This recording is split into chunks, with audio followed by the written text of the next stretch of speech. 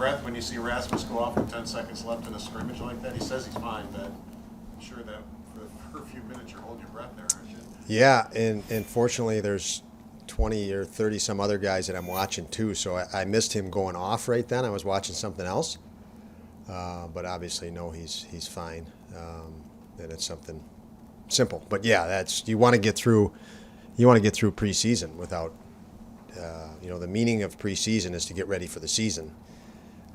So you certainly don't want to lose a guy getting ready for when it really matters.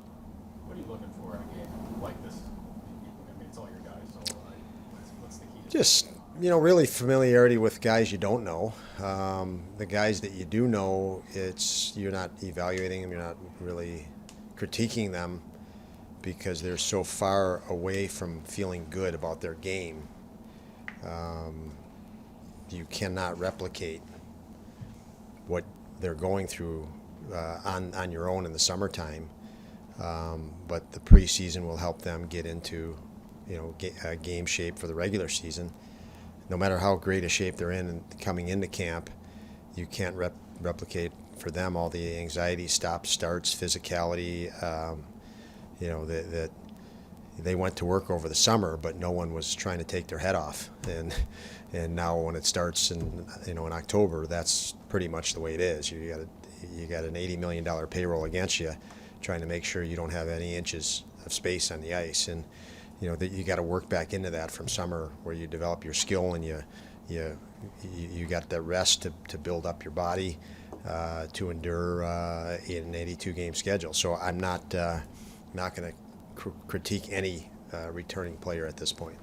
You got 5 games in 7 days to start. You've got a lot of guys in camp. It's just kind of a mix and match week where everybody plays maybe 2 or 3 games. Is that kind of the thought process?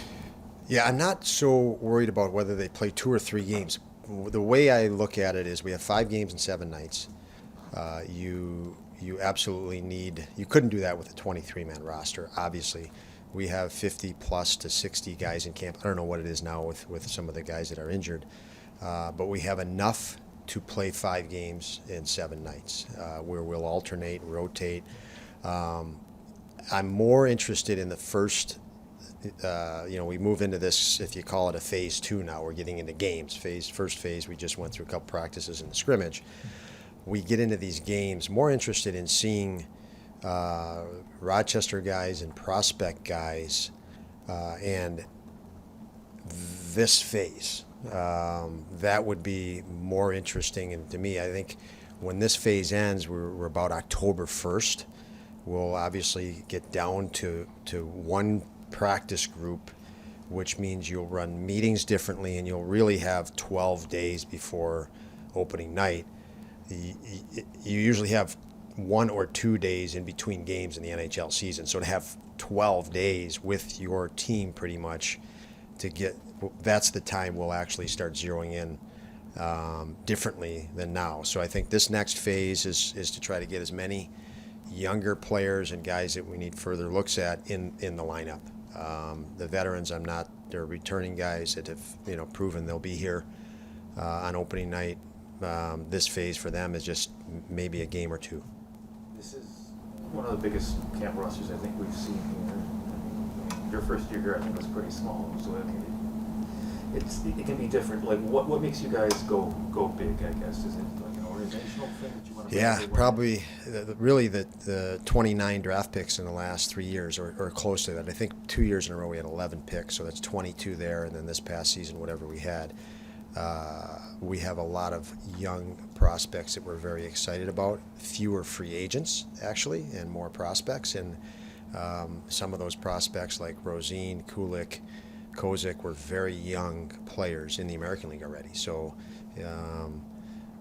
that kind of dictated the camp. It wasn't we want to get to a certain number or not. It's how many do we have that we need to get in here and look at, and that's a good spot to be in because we feel we have in the rookie camp looked that way too. Much fewer invites. We didn't have invite spots because we had so many draft picks. Benson has had the opportunity to be with Tage and Jeff for 3 days now. What have you seen and how have you felt about him? His hockey sense and hockey IQ is very high. Hockey sense, read and react in the moment. Hockey IQ, just situational awareness, and you can tell he's had some experience in different situations. I thought he fit very well, very confident. Most times young players just get a puck and they just, where are my two veteran players, and they don't read what's in front of them. They just try to get the puck over to them, and they're kind of taken out of the moment. It's overridden by the star player that they're next to.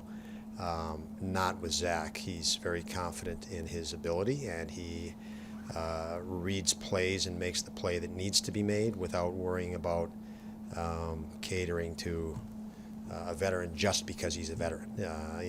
I like that. If Thompson and Skinner should have got the puck, he got it there. There were times that he had to look them off, if you want to, for lack of a better way to say it, but it wouldn't have been the right play to move the puck to him. And that is not easy to do when you're a young guy playing with top talent. What do you like from a development standpoint about having, whether it's Benson up there or Kulik with Middlestat, like having those prospects and pairing them up with some of your experience veterans? Yeah, most of the line combination the last few days were two returning forwards and one of the young players, Rosine, Kulik, Benson. It would have been Savoy. We had him in there until the injury. But I like, our guys are used to, part of our culture is everybody needs to, learn to play with everybody and enjoy it and play our system. And so they have done a nice job in practice. You see their communication to the guys on their line, or the guy on their line if it's two returning players and one not. There was no lapse in pace, in speed, and that was a real luxury for me. I did less coaching with the new guy coming in because he was paired with two returning players, and specifically in what is the objective of this drill, and how do we attack this drill or this situation. So the returning players have helped us as coaches in that regard, and I think they're all guys that we look to and say they're very good mentors for any young guy coming in this organization. As you move into this sort of phase two, and the competition becomes more about specific roster spots, obviously nobody is Jack Quinn, but what is something that would jump out to you in order to differentiate these prospects? Is there something you're specifically looking for someone to win that type of spot? Well, with returning prospects, you're looking for growth. With kids that were drafted this past year, you haven't seen much. You're just looking for what is their identity. Can they imprint their identity within the context of the game, the scrimmage today? If it's speed, did they pick the right three spots where speed was an impact, or were they just running all over the ice and didn't get enough done? So it's gaining familiarity with players that you haven't seen much, and looking for growth with guys, for example, that I've seen in Rochester, Rosine, Kulik. How do they look after another summer of training? And at this point, they've all looked good. We'll continue to watch in games, but it's tricky because you have to keep in mind, again, they haven't played, none of these guys in the NHL training camp, 32 teams. Have they been able to replicate what's ahead the next couple weeks? So, they could have a bad night one night, but you got to give them an opportunity to see how they recalibrate from that to really measure it well. And that's just part of the process. I don't want to overrate or underrate a guy. I'm more inclined to not even rate a guy, especially early, until they get their bearings. Joseph Cecconi's a local kid, a very good playoff run for the Hammers. Just watching him during that run, just being around him this year, just what have you learned maybe about him? Yeah, Joseph he came in the organization later in the season last year by trade to Rochester. The coaches there,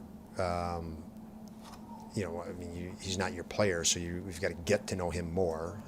He had obviously a positive reputation when we acquired him. We knew that, but as the coaches in Rochester got more familiar with him, they liked him more and more. We that went and watched him, myself, Kevin, liked him more and more as we watched him, and we're very excited as a result that he's one in our organization, and two, he's part of this camp that we can see that more. So he's a player that I got to see last year.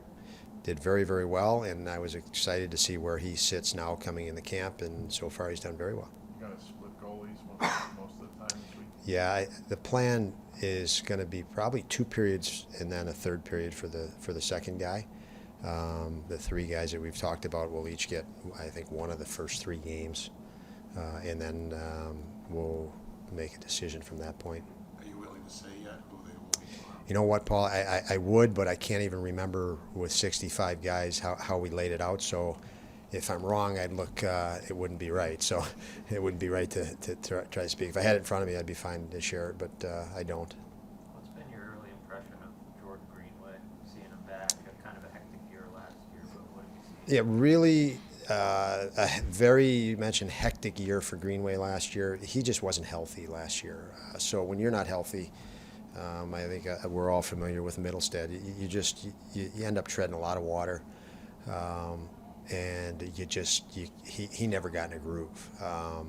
That said, I think he was more productive scoring with us in the short time he was with us than the amount of games he played with Minnesota. But he's nowhere near where he can get. And even right now, I think, he's a big man. And with those big guys, and Alex Tuck comes to mind, and Tage, it can take you a lot longer to get in the pace and speed. So for him, just through camp, for me, I think with him, I think his conditioning level as to game shape will start to take place, and we're not going to be able to see what he brings until he gets to that level, which I think is just going to take time with a bigger guy and get familiar with what we're about here in Buffalo, and get comfortable. He is a type of personality, and you guys have gotten to know him a little bit. The more comfortable he gets, he really is sensitive to the support around him, and he thrives on that. He thrives on being part of a team.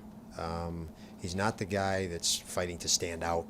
He derives his energy and excitement when he feels he's contributing to the group. And I think as he gets more familiar with this team and they return a little love back to him, we're going to see him grow and grow and grow as a player. And I'm excited for that.